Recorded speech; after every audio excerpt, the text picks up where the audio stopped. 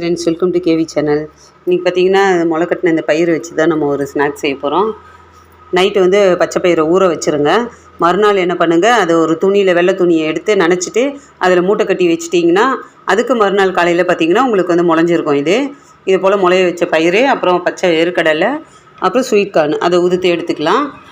உதுத்தது பாருங்கள், மூணும் நம்ம சம அளவு எடுத்து போட்டுக்கலாம். பொடியாக கட் பண்ண வெங்காயம், கொஞ்சம் சாட் மசாலா, அப்புறம் கொஞ்சம் உப்பு மிளகாத்தூளும் நம்ம தூவிக்கலாம். சாப்பிட்றதுக்கு நல்லாயிருக்கும். அது லெமன் கொஞ்சம் பிழிஞ்சு விட்டுக்கலாம்.